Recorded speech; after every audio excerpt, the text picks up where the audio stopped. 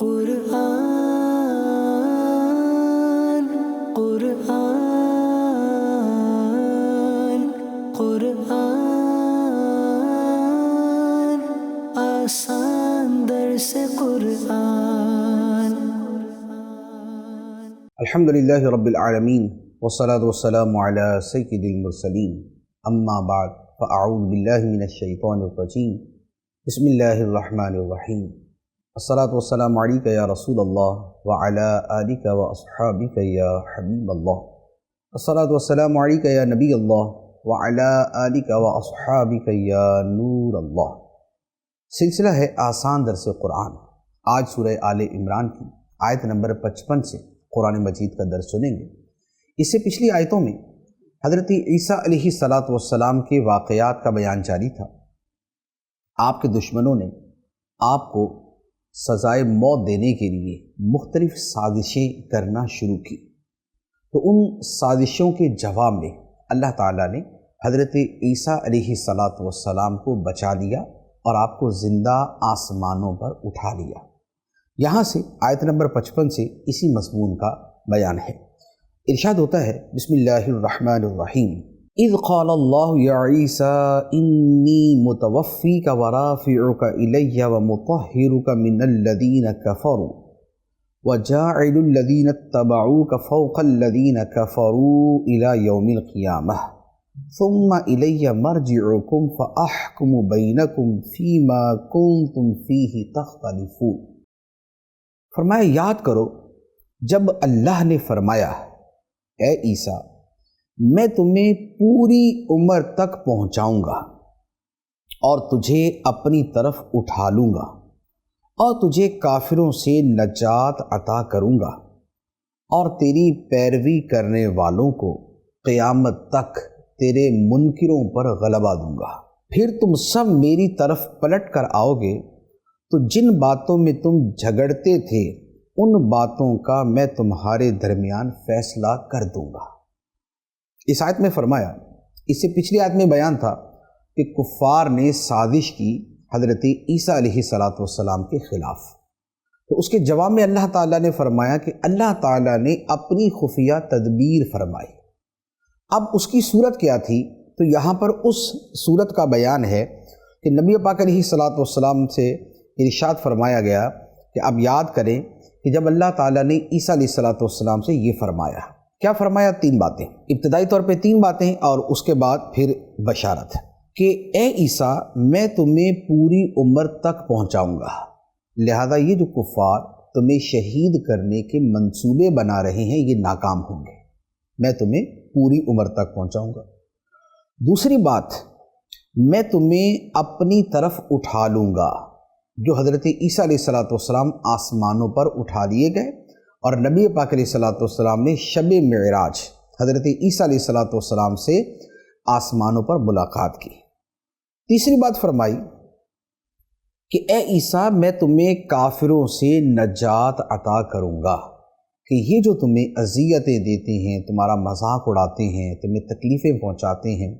اور تمہیں معاذ اللہ شہید کرنے کا منصوبہ بنائے ہوئے ہیں، میں تمہیں ان سے نجات عطا کروں گا۔ یہ جو 3 باتیں ہیں، ان 3 باتوں کے اوپر ایک بہت اہم ڈسکشن ہے جو مسلمانوں میں اور قادیانیوں کے درمیان چلتی ہے۔ قادیانی جو ہے وہ اس آیت سے استدلال کرتے ہیں کہ اللہ تعالیٰ نے حضرت عیسیٰ علیہ السلام کو اس وقت موت دے دی تھی اور آپ جو ہے وہ وفات پا چکے اور اب آپ دوبارہ نازل نہیں ہوں گے۔ یہ ان کا قادیانیوں کا عقیدہ ہے۔ مسلمانوں کا اس کے بارے میں جواب یہ ہے، مسلمان اس کا جواب جو دیتے ہیں وہ یہ ہے کہ یہاں پر لفظ جس سے وہ استدلال کرتے ہیں، جو قادیانی استدلال کرتے ہیں، وہ ہے لفظ متوفی کا۔ قادیانی یہ کہتے ہیں کہ اللہ تعالیٰ نے یہاں یہ فرمایا کہ اے عیسیٰ میں تمہیں موت دوں گا، موت کے بعد اپنی طرف اٹھاؤں گا اور کافروں سے نجات دوں گا۔ ہم اس کے جواب میں یہ کہتے ہیں کہ یہ استدلال غلط ہے۔ حضرت عیسیٰ علیہ السلام زندہ سلامت آسمانوں پر اٹھائے گئے، وہ آج تک زندہ ہیں اور قیامت سے پہلے اللہ تعالیٰ ان کو نازل فرمائے گا، پھر وہ دنیا میں جو دین اسلام ہے اسے پھیلائیں گے، اور اس کے بعد ایک عرصہ گزرنے کے بعد وہ وصال فرمائیں گے۔ تو ہمارا عقیدہ ان کے بارے میں یہ ہے کہ حضرت عیسیٰ علیہ السلام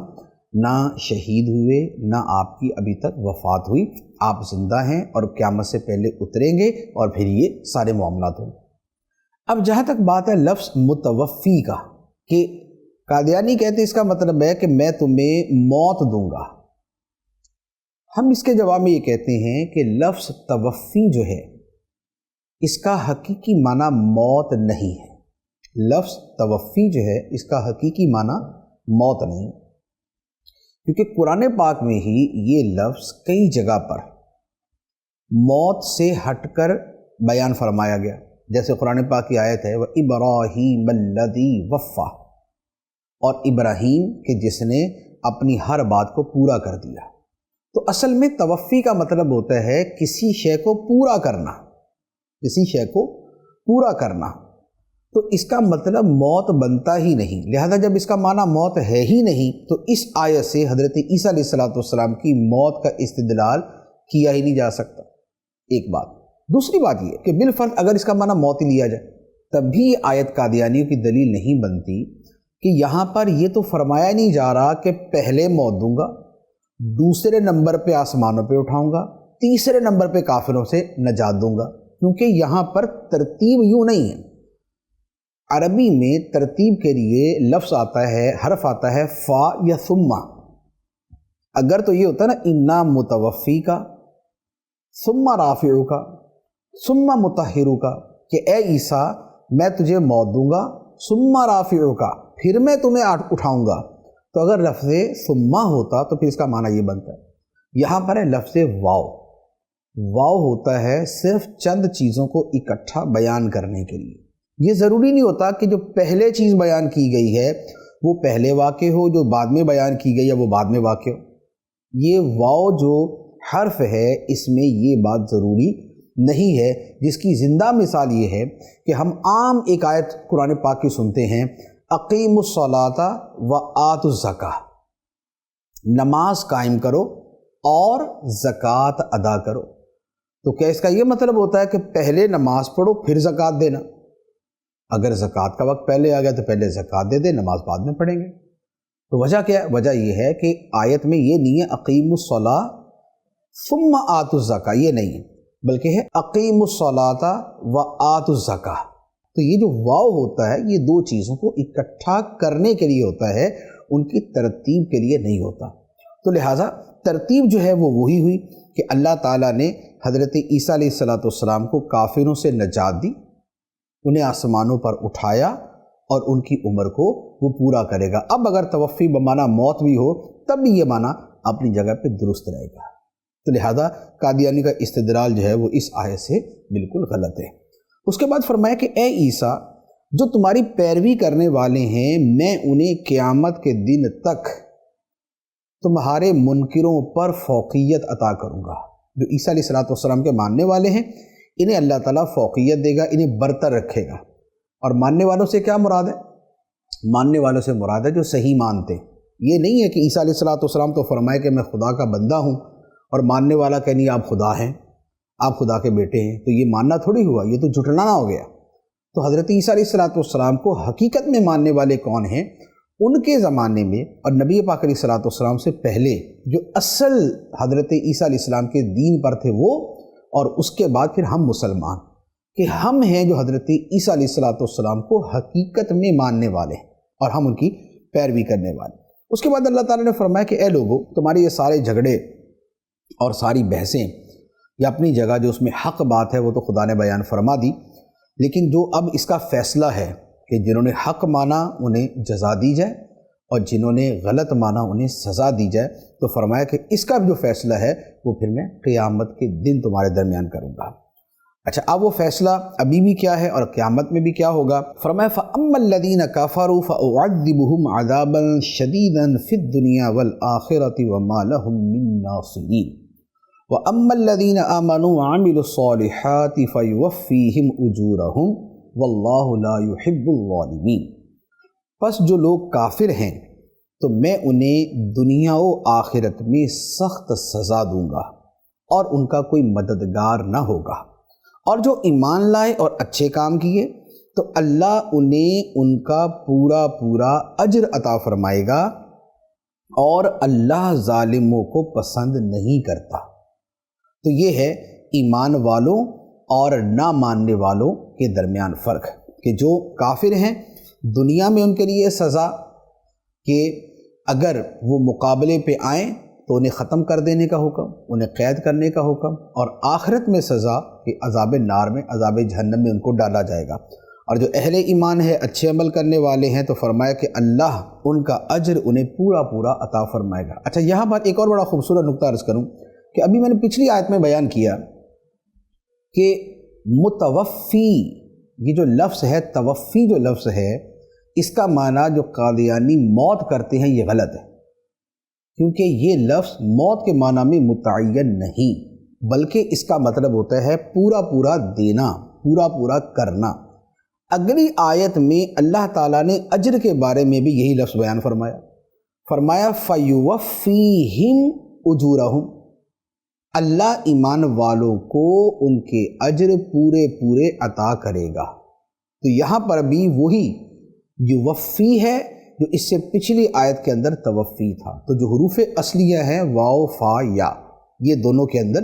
مشترک ہیں، تو لہذا یہ موت کے معنی میں متعین نہیں ہے۔ اب اس کے بعد فرمایا ذَلِكَ نَتْلُوهُ عَلَيْكَ مِنَ الْآيَاتِ وَالذِّكْرِ الْحَكِيمِ، یہ جو ہم تمہارے سامنے پڑھتے ہیں کچھ نشانیاں ہیں اور حکمت والی نصیحت ہے، جو حضرت عیسیٰ علیہ السلام کے واقعات بیان ہوئے۔ اب اس کے بعد ایک عیسائیوں کا ایک اعتراض تھا، تو اس کا یہاں پر جواب دیا گیا۔ اعتراض کی میں بنیاد عرض کر دیتا ہوں۔ نجران ایک علاقہ ہے، وہاں کے عیسائی نبی پاک علیہ السلام کے پاس آئے اور کہنے لگے کہ اے محمد صلی اللہ علیہ وسلم، آپ حضرت عیسیٰ علیہ السلام کو اللہ تعالیٰ کا بندہ کہتے ہیں؟ تو نبی پاک علیہ السلام نے فرمایا کہ ہاں، عیسیٰ علیہ السلام اللہ کے بندے ہیں، اس کے رسول ہیں، اس کا کلمہ ہے جو اس نے کنواری پاک مریم کو عطا فرمایا۔ تو عیسائیوں نے کہا کہ کیا آپ نے کسی بندے کو دیکھا ہے جو بغیر باپ کے پیدا ہوا؟ کیا کوئی انسان ایسا بھی دیکھا ہے جو بغیر باپ کے پیدا ہوا؟ تو کہنے کا مطلب یہ تھا کہ چونکہ عیسیٰ علیہ السلام باپ کے بغیر پیدا ہوئے، صرف ماں سے ہی پیدا ہوئے، تو اس کا مطلب یہ ہوا کہ وہ انسان نہیں ہیں بلکہ وہ خدا کے بیٹے۔ اس کے جواب میں اللہ تعالیٰ نے ایک بڑا خوبصورت جواب ارشاد فرمایا ان مثل عیسیٰ عند اللہ کمثل آدم خلقہ من تراب ثم قال له کن فیکون، بے شک عیسیٰ کی مثال اللہ کے نزدیک آدم کی طرح ہے، جسے اللہ نے مٹی سے بنایا تھا، پھر اسے فرمایا ہو جا تو وہ فوراً ہو گیا۔ تو اللہ تعالیٰ نے جواب دیا کہ یہ عیسائی کہتے ہیں کہ عیسیٰ علیہ السلام اللہ تعالیٰ کے بیٹے ہیں کیونکہ یہ بغیر باپ کے پیدا ہوئے۔ اگر یہی بات ہے تو آدم علیہ السلام تو باپ کے بغیر نہیں، باپ اور ماں دونوں کے بغیر پیدا ہوئے تھے، تو پھر وہ تو زیادہ خدا کے بیٹے ہونے چاہیے۔ تو اگر وہ خدا کے بیٹے نہیں تو پھر حضرت عیسیٰ علیہ السلام بھی خدا کے بیٹے نہیں۔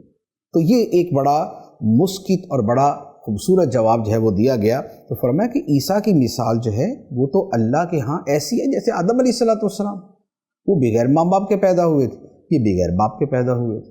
حضرت آدم علیہ السلام کو کیسے پیدا کیا تھا؟ تو فرمایا کہ مٹی سے بنایا اور فرمایا ہو جا تو وہ ہو گئے، یعنی کہ وہ بن گئے اور وجود میں آ گئے۔ اب اس کے بعد فرمایا الحق من ربک فلا تکن من الممترین، اے سننے والے حق تیرے رب کی طرف سے ہے، پس تم شک کرنے والوں میں سے نہ ہونا۔ اب اس کے بعد ایک اور واقعہ پیش آیا، اور یہ بھی نجران کے عیسائیوں کے ساتھ ہی پیش آیا تھا، اور یہ ہم نے شروع میں بیان کیا تھا کہ سورہ آل عمران کی شروع کی تقریباً 80 آیتیں جو ہیں یہ نجران کے عیسائیوں کے جواب میں اور ان سے مکالمے کے دوران نازل ہوئی تھی۔ ارشاد فرمایا فَمَنْ حَاجَّكَ فِيهِ مِن بَعْدِ مَا جَاءَكَ مِنَ الْعِلْمِ فَقُلْ تَعَالَوْا نَدْعُ أَبْنَاءَنَا وَأَبْنَاءَكُمْ وَنِسَاءَنَا وَنِسَاءَكُمْ وَأَنفُسَنَا وَأَنفُسَكُمْ ثم نبتہل فنجعل لعنت اللہ علی الکاذبین، پھر اے حبیب تمہارے پاس علم آ جانے کے بعد جو لوگ تم سے عیسیٰ کے بارے میں جھگڑا کریں تو تم ان سے فرما دو، آؤ ہم اپنے بیٹوں کو اور تمہارے بیٹوں کو، اپنی عورتوں کو اور تمہاری عورتوں کو، اور اپنی جانوں کو اور تمہاری جانوں کو مقابلے میں بلا لیتے ہیں، پھر ہم مباہلہ کرتے ہیں اور جھوٹوں پر اللہ کی لعنت ڈالتے ہیں۔ یہ آخری مرحلہ تھا کہ جب آپس کی گفتگو سے عیسائیوں نے، جو نجران کے لوگ آئے تھے، نبی پاک علیہ الصلوۃ والسلام کی بات نہ مانی، تو نبی پاک علیہ الصلوۃ والسلام نے فرمایا کہ پھر یوں کرتے ہیں کہ ہم مباہلہ کرتے ہیں۔ مباہلے کا مطلب یہ ہوتا ہے کہ دو فریق، دو گروہ، دو افراد آپس میں یہ کہیں کہ اگر میں سچا ہوں اور تم جھوٹے ہو، اگر میں سچا ہوں اور تم جھوٹے ہو تو خدا تمہیں ہلاک کرے، اور اگر تم سچے ہو اور میں جھوٹا ہوں تو خدا مجھے ہلاک کرے۔ اس سے ملتے جلتے مختلف الفاظ کہے جاتے، یعنی کہ یہ اس کی ایک صورت میں نے مباہلے کی بیان کی۔ تو نبی پاک صلی اللہ تعالیٰ علیہ وآلہ وسلم نے فرمایا کہ اے عیسائیو، ہم یوں کرتے ہیں، تم اپنے لوگوں کو بلا لو اور میں اپنے اہم افراد کو بلا لیتا ہوں، تم اپنی اولاد کو بلا لو، اپنی خاص عورتوں کو بلا لو، میں اپنی اولاد کو اور اپنی خاص عورتوں کو بلا لیتا ہوں، اور پھر ہم آپس میں مباہلہ کریں گے کہ اس پر خدا کی لعنت جو جھوٹا ہے۔ اب نبی پاک علیہ الصلوۃ والسلام نے جب ان سے یہ مطالبہ کیا کہ ہم مباہلہ کرتے ہیں، تو اب کیا ہوا کہ اگلے دن، پہلے تو عیسائی اس کے لیے تیار ہو گئے، اب اگلے دن عیسائی آئے کہ ہم جا کے مباہلہ کرتے ہیں۔ اب ایک طرف جو عیسائیوں کا سب سے بڑا سردار تھا اور جو اس کے ساتھ مین افراد تھے وہ آئے، اور دوسری طرف کیا ہوا، دوسری طرف نبی پاک صلی اللہ تعالیٰ علیہ وآلہ وسلم تشریف لائے، اور اس حال میں تشریف لائے کہ آپ نے اپنی گود میں امام حسین کو اٹھایا ہوا تھا، اور آپ نے امام حسن کی انگلی پکڑی ہوئی تھی، اور آپ کے پیچھے مولا علی شیر خدا، اور ان کے ساتھ حضرت سیداتنا فاطمہ الزہرا رضی اللہ تعالی عنہا آ رہی تھی۔ تو یہ پنجتن پاک جو ہیں اب یہ تشریف لا رہے ہیں۔ اب اس منظر کے، اب نبی پاک علیہ الصلوۃ والسلام نے اپنی خاص خواتین کے طور پہ حضرت فاطمہ کو لیا، اور اپنے اہم افراد کے طور پہ مولا علی کو لیا، اور اپنے بیٹوں کے طور پہ امام حسن حسین کو لیا، اور نبی پاک علیہ الصلوۃ والسلام تشریف لے آئے۔ اب کیا ہوا کہ جب عیسائیوں نے دیکھا کہ کیا ہونے والا ہے، تو نبی پاک علیہ الصلوۃ والسلام کیا کر رہے ہیں، آپ اپنے جو آپ کے ساتھ تھے حضرت فاطمہ اور حضرت علی، آپ ان سے فرما رہے سب سے کہ میں دعا کروں گا تم آمین کہنا، میں دعا کروں گا تم آمین کہنا۔ اب جب نجران کا وہ جو سب سے بڑا عیسائی پادری تھا، اس نے دیکھا، اس نے کہا اے عیسائیوں، میں ایسے چہرے دیکھ رہا ہوں کہ اگر یہ لوگ اللہ تعالیٰ سے پہاڑ ہٹانے کی دعا کریں تو پہاڑ بھی ہل جائے اپنی جگہ سے۔ یہ وہ ہستیاں دیکھ رہا ہوں،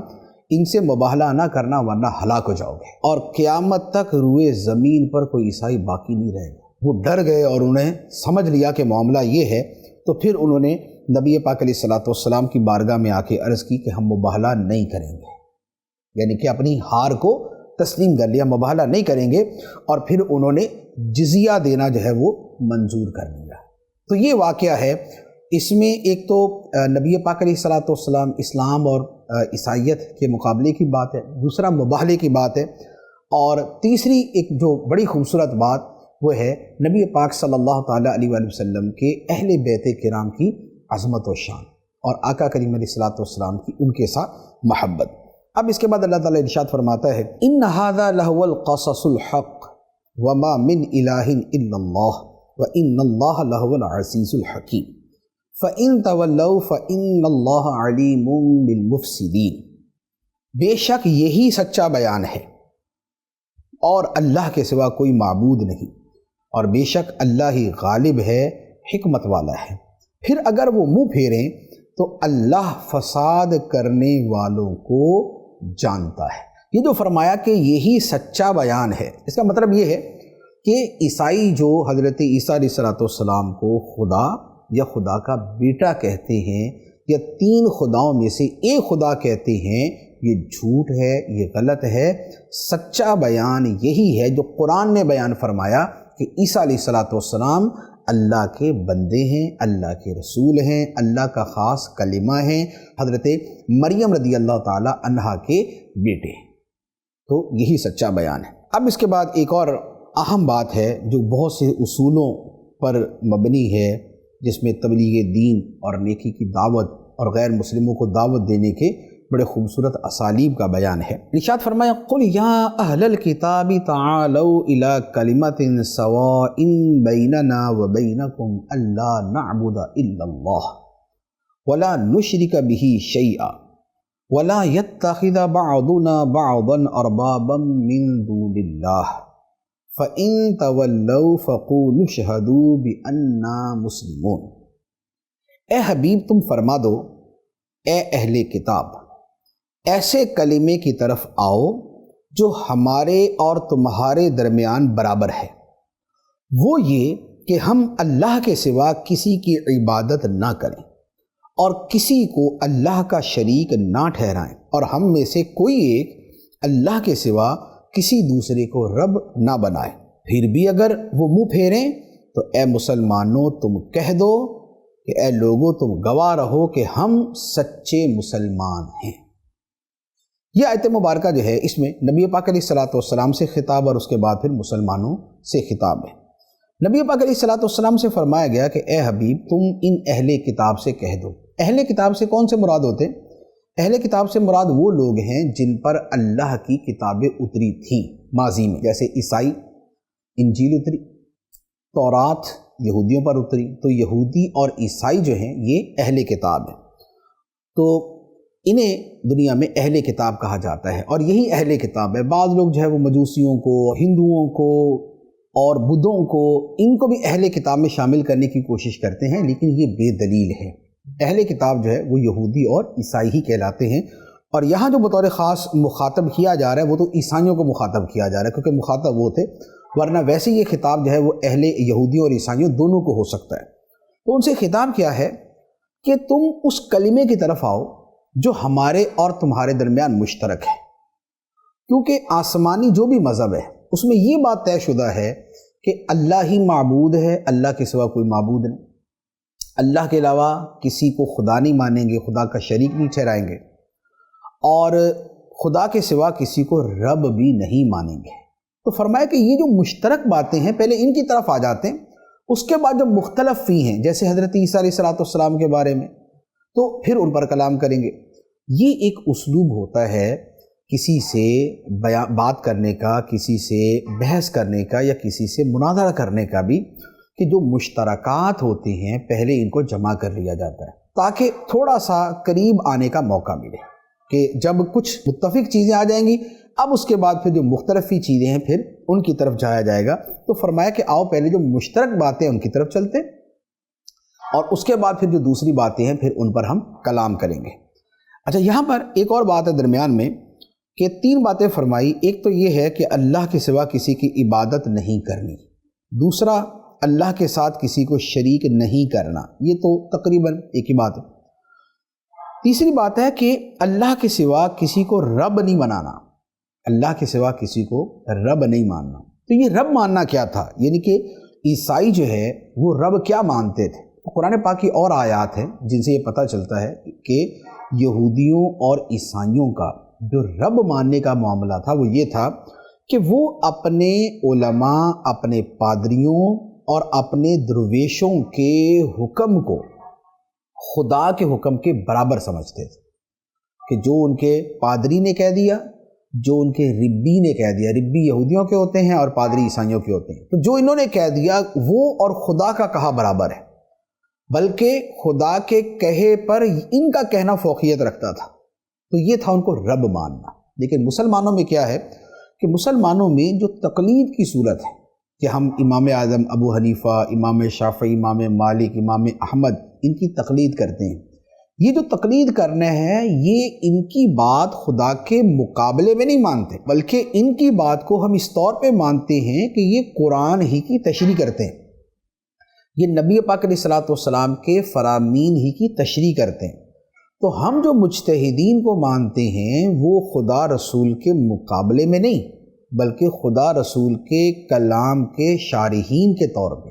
کہ اس کی وضاحت کرنے والے ہیں، اس کی شرح کرنے والے. تو لہذا یہ والی جو صورت ہے یہ ٹھیک ہے، اس میں کوئی حرج نہیں، بلکہ کسی امام معین کی تقلید کرنا علماء نے واجب قرار دیا ہے اور یہ واقعی واجب ہی ہے. اس کے بعد فرمایا کہ اے مسلمانوں،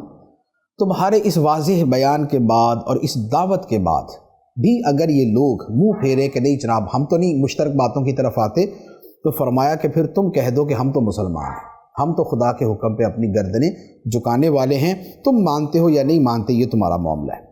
اب اس کے بعد مزید فرمایا یا اہل الکتاب لما تحاجون فی ابراہیم وما انزلت التوراۃ والانجیل الا من بعدہ افلا تعقلون. اے اہل کتاب، تم ابراہیم کے بارے میں کیوں جھگڑتے ہو حالانکہ تورات اور انجیل تو اتری ہی ابراہیم کے بعد ہے، تو کیا تمہیں عقل نہیں؟ یہ بات یہ ہے، یہودیوں نے کہا کہ حضرت ابراہیم علیہ السلام یہودی تھے، عیسائیوں نے کہا کہ حضرت ابراہیم علیہ السلام عیسائی تھے. اللہ تعالیٰ نے اس پہ فرمایا کہ اے اہل کتاب، تم ابراہیم کے بارے میں جھگڑتے ہو کہ وہ یہودی تھے یا عیسائی تھے، حالانکہ یہ انتہائی غیر معقول بات ہے. یہودیت اور عیسائیت تو آئی ہی ابراہیم علیہ السلام کے بعد میں، اور ابراہیم علیہ السلام تو اس سے پہلے ہی گزر گئے تھے. تو ابراہیم علیہ السلام پہلے ہیں، تورات انجیل بعد میں اتری ہے، تو حضرت ابراہیم علیہ السلام اس کو ماننے والے کیسے ہو گئے اور وہ یہودی یا عیسائی کیسے ہو گئے؟ تو فرمایا کہ تمہیں سمجھ نہیں کہ تاریخ کو بالکل الٹ کر کے جو ہے وہ تم بیان کر رہے ہو اور اس کے اوپر تم دعوے دار ہو کہ حضرت ابراہیم علیہ السلام یہودی تھے یا عیسائی تھے. یہ جواب جو ہے یہ ہے تاریخ کے پس منظر میں. اس سے پتہ چلا کہ جو تاریخ کا علم ہے یہ بھی بڑا مفید ہے، جبکہ صحیح تاریخ ہو اور تاریخ سے صحیح استدلال ہو اور صحیح مقصد کے لیے ہو. تو اس لیے تاریخ کا علم جو ہے وہ اچھی نیت سے پڑھنا جو ہے وہ ثواب کا باعث ہے، لیکن تاریخ میں ہیر پھیر بہت ہوتا ہے. یعنی جو مورخ لکھتا ہے وہ اپنے خاص دل و دماغ سے لکھتا ہے، اپنی خاص سوچ سے لکھتا ہے. اسی لیے اسلام کی تاریخ جو غیر مسلموں نے لکھی ہے تو وہ ہیرا پھیری کر کے اور اس کے اندر گڑبڑ کر کے اور اس کے الفاظ بدل کے مفاہیم بدل کے لکھی ہے. تو اس لیے جو غیر مسلموں کی لکھی ہوئی تاریخیں ہیں اس کو پڑھنے میں بہت زیادہ احتیاط کی ضرورت ہوتی، بلکہ خود جو مسلمانوں کی لکھی ہوئی تاریخیں ہیں اس کے پڑھنے میں بھی کسی مستند عالم کی رہنمائی ضروری ہے، ورنہ مسلمانوں کی لکھی تاریخیں پڑھنے سے بھی گڑبڑ ہونے کے چانسز ہوتے ہیں. اس کے بعد فرمایا ہا انتم ہؤلاء حاججتم فیما لکم بہ علم فلم تحاجون فیما لیس لکم بہ علم واللہ یعلم وانتم لا تعلمون. ما کان ابراہیم یہودیا ولا نصرانیا ولکن کان حنیفا مسلما وما کان من المشرکین. سن لو، تم وہی لوگ ہو جو پہلے اس معاملے میں جھگڑتے تھے جس کا تمہیں علم تھا، تو اب اس میں کیوں جھگڑتے ہو جس کا تمہیں علم ہی نہیں، اور اللہ جانتا ہے اور تم نہیں جانتے. ابراہیم نہ یہودی تھے اور نہ عیسائی، بلکہ وہ ہر باطل سے جدا رہنے والے مسلمان تھے اور مشرکوں میں سے نہ تھے. یہ فرمایا کہ اللہ تعالیٰ نے نبی پاک علیہ السلام کی شان تورات میں بیان فرمائی، انجیل میں بیان فرمائی، اور یہ وہ چیز ہے جو یہودیوں کو بھی پتہ، عیسائیوں کو پتہ. تورات پڑھنے والے یہودیوں کو پتہ کہ نبی پاک علیہ السلام کی شان ہے، انجیل پڑھنے والے عیسائیوں کو پتہ کہ نبی پاک علیہ السلام کی شان کا بیان ہے. تو یہ وہ بات ہے کہ جس کا انہیں علم تھا، لیکن وہ اس میں بھی مسلمانوں سے جھگڑتے تھے اور ان آیات کو یا چھپاتے تھے یا ان کا مفہوم بدل دیتے تھے. تو اللہ تعالیٰ نے فرمایا کہ جس چیز کا تمہیں علم تھا نبی پاک علیہ السلام کی شان کا، جو تمہاری کتابوں میں موجود تھی، تم تو اس معلوم والی بات پر بھی جھگڑتے تھے جس پہ نہیں جھگڑنا چاہیے، جس پہ جھگڑنے کی صورت ہی نہیں بنتی. تو فرمایا کہ اب حضرت ابراہیم علیہ السلام کو یہودی عیسائی کہنے والے اس معاملے میں کیوں بحث کرتے ہو جس کا تمہیں پتہ ہی نہیں. تو یہ ان کی جو برائی پر مزید برائی ہے، یہ اس کا بیان ہے کہ لا علمی میں تو چلے آدمی کوئی بحث کر لیتا ہے، لیکن یہ تو علم کے باوجود بحث کرتے تھے اور علم کے باوجود جھگڑتے تھے. تو جب یہ اس میں غلط ہیں تو یہ اس میں بھی غلط ہیں کہ جو حضرت ابراہیم علیہ السلام کو یہودی یا عیسائی کہتے ہیں، تو فرمایا کہ اللہ جانتا ہے، تم نہیں جانتے۔ ابراہیم علیہ السلام نہ یہودی تھے نہ عیسائی، بلکہ وہ ہر باطل سے جدا رہنے والے سچے مسلمان تھے، اور وہ مشرکوں میں سے نہ تھے۔ اب اس کے بعد مزید فرمایا ان اولی الناس بابراہیم للذین اتبعوہ وہذا النبی والذین آمنوا واللہ ولی المؤمنین، بے شک سب لوگوں سے زیادہ ابراہیم کے حقدار وہ ہیں جو ان کی اتباع کرنے والے ہیں، اور یہ نبی اور ایمان والے، اور اللہ ایمان والوں کا مددگار ہے۔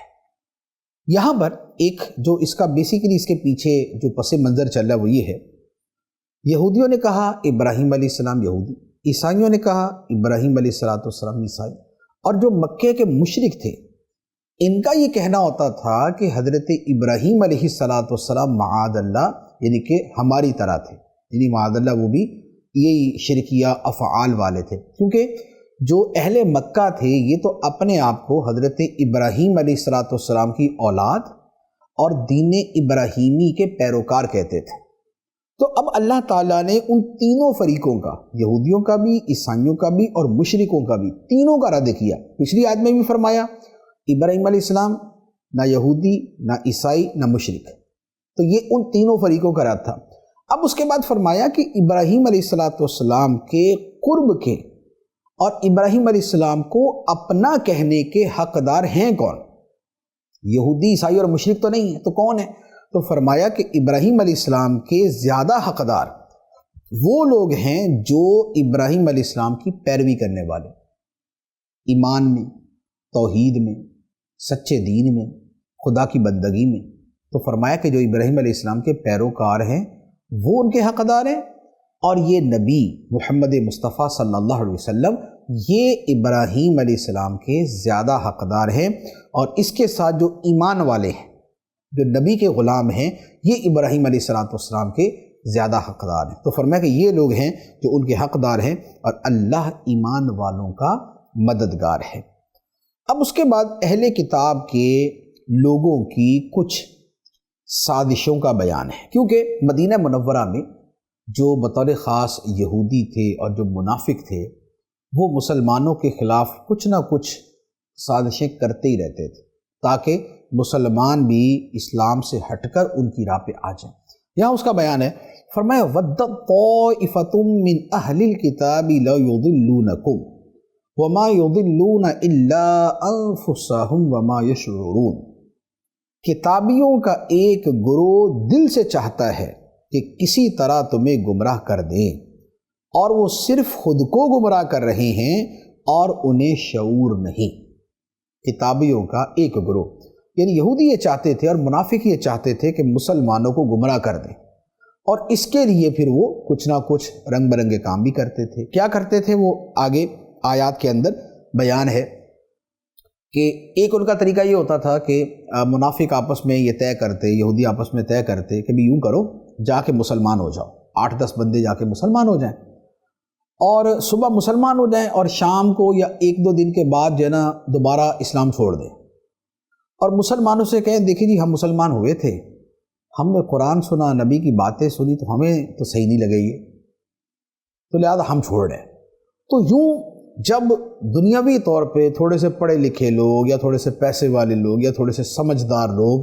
ایک دن مانیں گے، دوسرے دن انکار کر دیں گے، صبح مانیں گے، شام کو انکار کر دیں گے، تو ان کو دیکھ کر جو عام مسلمان ہیں وہ بھی شک میں پڑ جائیں گے، تو بھائی دیکھو جب یہ آئے سنا اور انہوں نے انکار کر دیا تو اس کا مطلب ہے کچھ تو گڑبڑ ہوگی۔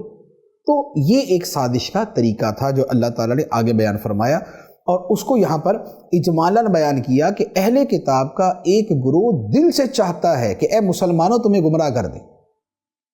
اور اس طریقے سے حقیقت میں تو وہ اپنے آپ ہی کو گمراہ کر رہے ہیں یا اپنی گمراہی میں اور اضافہ کر رہے ہیں، اور مسلمان اس لیے گمراہ نہیں ہوئے کہ اللہ تعالیٰ نے ان کی سازش کو کھول کے بیان کر دیا۔ چنانچہ پہلے تو اہل کتاب سے خطاب کیا، فرمایا یا اہل الکتاب لما تکفرون بآیات اللہ وانتم تشہدون، اے کتابیو اللہ کی آیتوں کے ساتھ کیوں کفر کرتے ہو حالانکہ تم خود گواہ ہو کہ قرآن سچا ہے، نبی سچے ہیں۔ اس کے بعد فرمایا یا اہل الکتاب لم تلبسون الحق بالباطل وتکتمون الحق وانتم تعلمون، اے کتابیو حق کو باطل کے ساتھ کیوں ملاتے ہو اور حق کیوں چھپاتے ہو حالانکہ تم جانتے ہو۔ یہ ان لوگوں سے خطاب جو حق اور باطل کو کیسے ملاتے تھے کہ حق تو تھا جو ان کی کتاب میں لکھا تھا کہ محمد صلی اللہ علیہ وسلم اللہ کے نبی، یہ حق تھا، اسے وہ باطل کے ساتھ یوں ملاتے تھے کہ نبی پاک علیہ السلام کا نام مبارک تو محمد تھا نہیں وہاں پر لکھا ہوا، آپ کے اوصاف لکھے ہوئے تھے، اب وہ ان اوصاف کو بدل دیتے، جو چہرہ مبارک بیان کیا، جو صفات بیان کی، اسے ذرا تھوڑا سا اور کر کے بیان کر دیتے، یا تو وہ چھپاتے اور یا اسے بدل دیتے۔ تو فرمایا کہ تم حق کو باطل کے ساتھ کیوں ملاتے ہو اور حق کیوں چھپاتے ہو۔ اس کے بعد فرمایا وَقَالَتْ طَائِفَةٌ مِّنْ أَهْلِ الْكِتَابِ آمِنُوا بِالَّذِي أُنزِلَ عَلَى الَّذِينَ آمَنُوا وَجْهَ النَّهَارِ وَاكْفُرُوا آخِرَهُ لَعَلَّهُمْ يَرْجِعُونَ، اور کتابیوں کے ایک گروہ نے کہا جو ایمان والوں پر نازل ہوا ہے صبح کو اس پر ایمان لاؤ اور شام کو انکار کر دو، ہو سکتا ہے کہ اس طرح مسلمان بھی اسلام سے پھر جائیں۔ یہ تھی ان کی سازش جو اللہ تعالیٰ نے پہلے ہی بیان فرما دی، اور اس کی برکت یہ ہوئی کہ جب مسلمانوں کو پہلے سے پتہ چل گیا کہ یہ حرکت کرنے والے، تو ایک تو وہ حرکت یہ کر نہ سکے پھر جو منافق تھے، اور دوسرا مسلمان بھی اس سے بچ گئے۔ اب مزید جو اہل کتاب کے سردار تھے، یہودیوں عیسائیوں کے سردار تھے، انہوں نے اپنے ماننے والوں سے کیا کہا؟ اللہ تعالیٰ فرماتا ہے وَلَا تُؤْمِنُوا إِلَّا لِمَنْ تَبِعَ دِينَكُمْ قُلْ إِنَّ الْهُدَى هُدَى اللَّهِ أَنْ يُؤْتَى أَحَدٌ مِثْلَ مَا أُوتِيتُمْ أَوْ يُحَاجُّوكُمْ عِنْدَ رَبِّكُمْ قُلْ إِنَّ الْفَضْلَ بِيَدِ اللَّهِ يُؤْتِيهِ مَنْ يَشَاءُ وَاللَّهُ وَاسِعٌ عَلِيمٌ۔ اور مزید آپس میں کہا، یہودیوں نے مزید آپس میں کہا کہ صرف اسی کا یقین کرو جو تمہارے دین کی پیروی کرنے والا ہو۔ اے حبیب تم فرما دو کہ ہدایت تو صرف اللہ ہی کی ہدایت ہے، اور یہ سازشی آپس میں کہتے ہیں کہ اس بات کا بھی یقین نہ کرو کہ کسی اور کو بھی ویسا مل سکتا ہے جو تمہیں دیا گیا، یا تمہارے رب کے پاس کوئی تم پر غالب آ سکتا ہے۔ اے حبیب تم فرما دو کہ فضل تو یقیناً اللہ ہی کے ہاتھ میں ہے، وہ جسے چاہتا ہے عطا فرماتا ہے، اور اللہ وسعت والا، علم والا ہے۔ یہ ان منافقوں کی سازشوں کا مزید بیان ہے کہ جو اہل کتاب تھے وہ آپس میں کہتے تھے دیکھو بات سنو، ماننا صرف اسی کو ہے جو تمہارے دین کا پیروکار ہو، اپنے دین کے علاوہ کسی کی نہیں ماننی، بھلے وہ سچ ہو، بھلے وہ جو مرضی دلائل دے دے، تم نے نہیں ماننا۔ ایک بات۔ دوسری بات کہ تم اس بات کو تسلیم ہی نہ کرو کہ تمہارے علاوہ بھی کسی کو کتاب دی جا سکتی ہے، کیونکہ نبی پاک علیہ السلام پہ تو قرآن اترا تھا۔ تو یہودیوں نے اپنے لوگوں سے کہا کہ تم اس بات کو تسلیم ہی نہ کرو کہ جیسے کتاب تمہیں عطا کی گئی اس طرح کسی اور کو بھی کتاب عطا کی جا سکتی۔ تو لہذا اپنے ماننے والوں کا پہلے سے جسے کہتے ہیں نا برین واشنگ کرنا اور مائنڈ میپنگ کرنا، ان کا ذہن بنانا، یہ انہوں نے بنانا شروع کیا۔ تو اس کے جواب میں اللہ تعالیٰ نے فرمایا کہ ایک بات تو یہ ہے کہ ہدایت اللہ کے ہاتھ میں ہے، وہ جسے چاہے عطا فرمائے۔ دوسری بات یہ ہے کہ یہ جو کتاب ہے اور نبوت ہے یہ خدا کا فضل ہے، اور اللہ اپنا فضل جسے چاہے عطا فرمائے۔ یہ لوگ خدا کے فضل پہ روک لگانے والے اور رکاوٹ لگانے والے کون ہوتے ہیں؟ ان کا یہ کہنا کہ نہ مانو اس بات کو کہ تمہارے علاوہ کسی اور کو کتاب دی جائے، تمہارے علاوہ کسی اور کو نبوت مل جائے۔ تو اللہ تعالیٰ فرماتا ہے کہ یہ کتاب کا عطا کرنا، یہ نبوت جو ہے یہ تو خدا کا فضل ہے، خدا اپنا فضل جسے چاہے عطا فرمائے، خدا وسعت والا، علم والا ہے، تو یہ لوگ اس کا کیسے انکار کر سکتے ہیں کہ خدا اپنا فضل کسی اور کو عطا نہیں کرے گا۔ ہاں اب یہ ہے کہ چونکہ نبی پاک علیہ السلام آخری نبی، آپ کو جب نبی کے طور پہ دنیا میں بھیج دیا گیا، اب دوبارہ کوئی نیا نبی قیامت تک نہیں آئے گا۔ اللہ تعالیٰ فرماتا ہے یختص برحمتہ من یشاء واللہ ذو الفضل العظیم، وہ اللہ اپنی رحمت کے ساتھ جسے چاہتا ہے خاص فرما لیتا ہے، اور اللہ بڑے فضل والا ہے۔ تو یہ خدا کا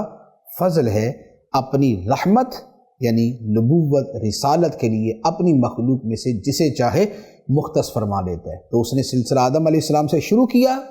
اور اپنی رحمت سے نوازتا رہا، اور نبی پاک صلی اللہ تعالیٰ علیہ وآلہ وسلم پر یہ سلسلہ نبوت، سلسلہ رسالت اور یہ قصر نبوت مکمل کر دیا۔ تو لہذا عیسائیوں یہودیوں کا انکار بھی غلط، اور نبی پاک علیہ السلام کے بعد کسی کا نبوت کا دعویٰ کرنا بھی غلط۔ اللہ تبارک و تعالی ہمیں ایمان پر استقامت عطا فرمائے، آمین بجاہ النبی الامین صلی اللہ علیہ وسلم۔ قرآن قرآن قرآن آسان درس قرآن